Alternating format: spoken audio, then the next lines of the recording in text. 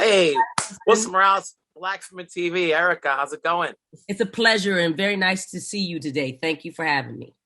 So you are having a blast of a year, run the world, Wu-Tang, more than we've seen you before. It wasn't always that easy to be on two series in 1 year, but hey, I'm you're on making it three. happen. I'm on What's the three.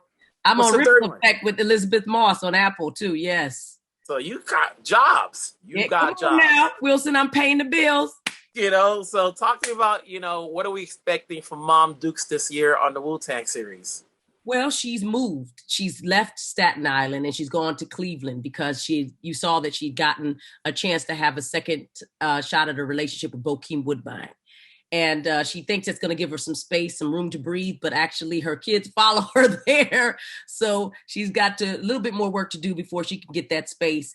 And it's important to make sure that the RZA, or Bobby in her eyes, doesn't sink further into a life and or a death cycle. And Mhm. that's what her episodes are about. How much did you work with Reza and the other producers in making sure that as the matriarch of the series, you're pretty much like the composite for a lot of the moms of the other characters and helping guiding these men, these boys to be men? Well, you know what? RZA, when I got the role, RZA told me that he has 11, including himself, siblings, had to approve me.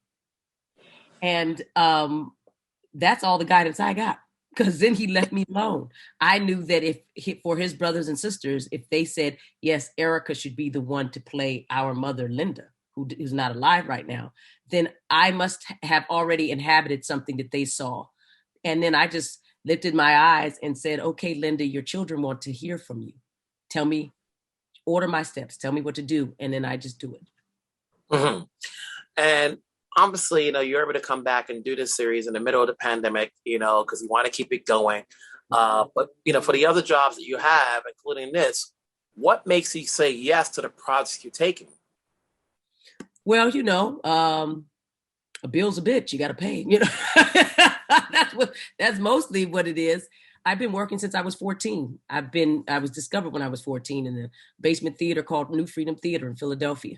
Got my SAG card and it gave me a way to have union insurance and those type of things. But my problems didn't end there. I keep working partly because it's what I do. It's what I know how to do, but it's not always what's at hand.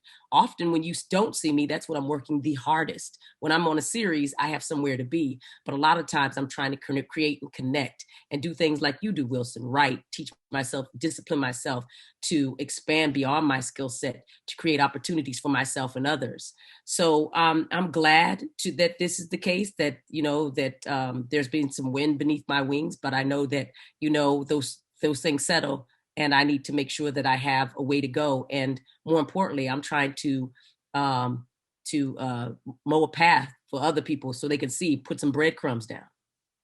I see you got the John Lewis behind your background. I know you were part of that team as far as the producing team. Do we have anything else installed behind the scenes for you? Absolutely. I'm directing a reparations documentary. I just finished a podcast with Charlemagne the God's Black Effect and iHeart. It's called Reparations, The Big Payback. I'm also doing a new podcast with his company called Finding Tamika and Audible. I'm also doing a lot of film and television narrative in narrative space, and I'm really excited about that. A lot of big announcements coming.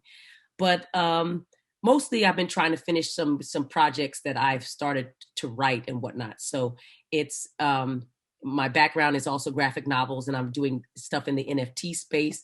We did a collection of NFTs. It now is going to be a generative project that's coming. So we're excited about all that. And in the next, I think, couple of weeks, you'll start to hear about it.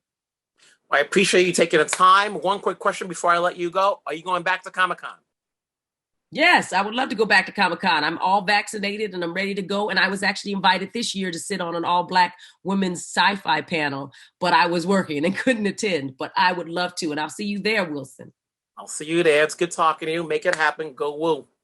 Woo, woo women. Woo woman. Take care. Bye-bye. Take care. Bye.